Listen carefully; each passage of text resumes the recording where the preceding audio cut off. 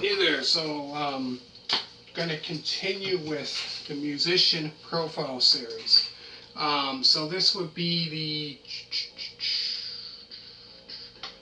the fourth one, I believe, that I've done so far, I think this would be the fourth one, if I'm not mistaken.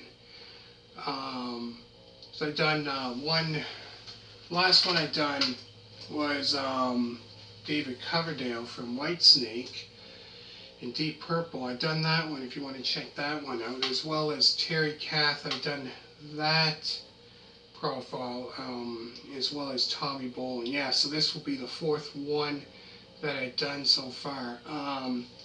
So what I'm going to do down in the description down below, all the Chicago album reviews that I've done.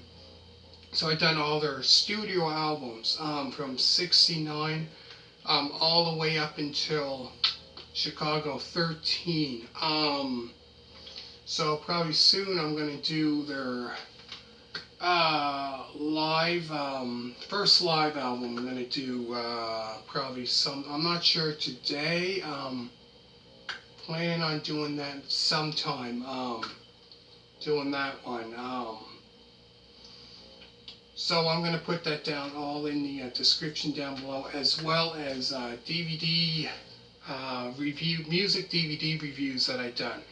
And I've done one of Chicago. I'm going to put that down as well if you want to check that one out. It's called Now More Than Ever, The History of Chicago. So I'm going to put that down in the description down below, and it's going to be obviously on this channel. So if you want to go after watching this one and check that out, easy way to find it instead of scrolling down looking for all the videos to find it. All you got to do, type in Doug's Guitar Works. If you type in Chicago, it should come up. So if you want to see that after this, check that one out. Anyways, today I'm going to be talking about Peter Cetera. Peter Cetera was born Peter Paul Cetera on September 13th, 1944 in Chicago, Illinois. So he was the original member of the rock band Chicago from 1967 when they formed, all the way up until 1985 when he left the band. So he joined the band around, I believe it was a little bit after they formed, around probably September, I'm thinking late 1967, I think he joined them around that time. Because when they first formed, I don't think he was with them. He joined them probably a couple months after they formed. He was on, like I said, he was on 17 albums with Chicago, including live albums and all that. He was on 14 studio albums, starting with Chicago Transit Authority, which would be their debut album in 1969. And that would be, I believe, a double or double album. So that album there until Chicago 17 in 1984. So he would lead the band around that time in later on, like in the beginning of the next year, sometime in 85, he would lead the band. So 84 would be like his last album with them, Chicago 17. And then they would have a new lead singer, which would definitely change it, would be different. And I think they would go on to have like two different other lead singers, I believe.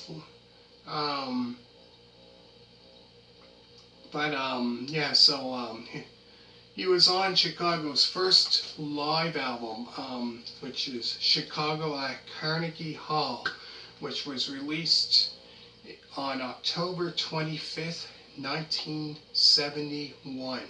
And speaking of that album, after I'm done doing the other albums of the band that I was doing on my other channel, 420 Express, I believe I have 2 more to do.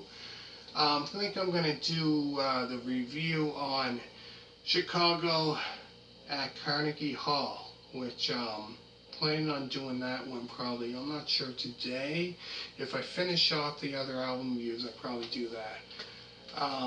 So Peter Cetera was inducted into the Rock and Roll Hall of Fame as a member of the rock band Chicago in April of 2016 with Robert Lamb, Terry Kath, Lee Loughnane, James Pankow, Walter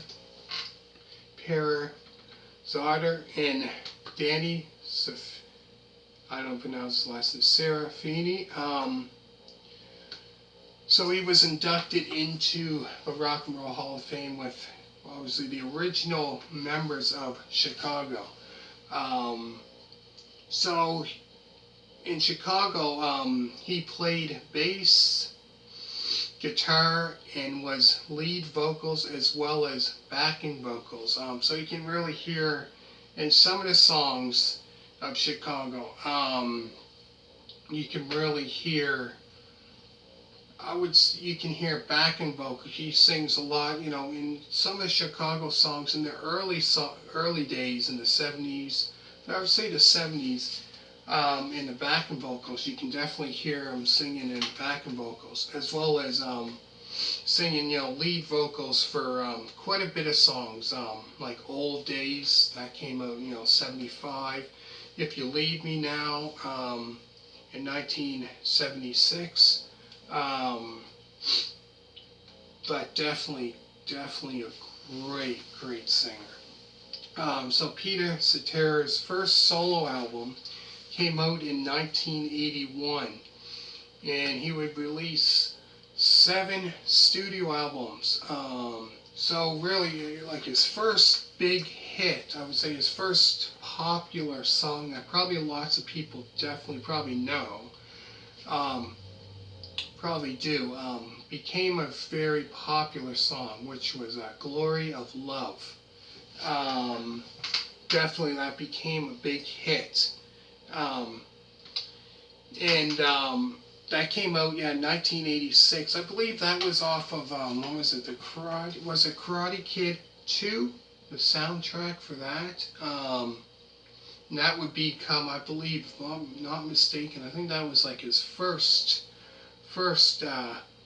big hit song would be that one, Glory of Love. But definitely, I would say, in Chicago, definitely great singer, definitely for sure. But yeah, so let me know what you think. Comment down below. I'm going to put down, like I said, in the description down below, all the album reviews of Chicago that I've done. So you can check that on my other channel, 420 Express. And on this channel here, I'm going to put down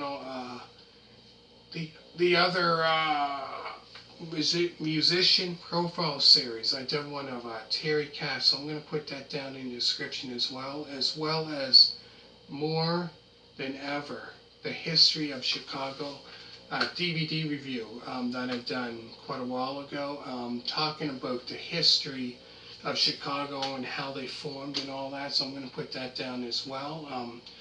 So that one that I just talked about, the history of Chicago, is on this channel here. If you want to just type in, if you type in Doug's Guitar Works, you type in Chicago, it should come up. So make sure to hit a thumbs up. All you people that did subscribe, greatly appreciate it for that one. Thank you very much for that one, and thank you very much for watching. I hope you really enjoyed it, and bye.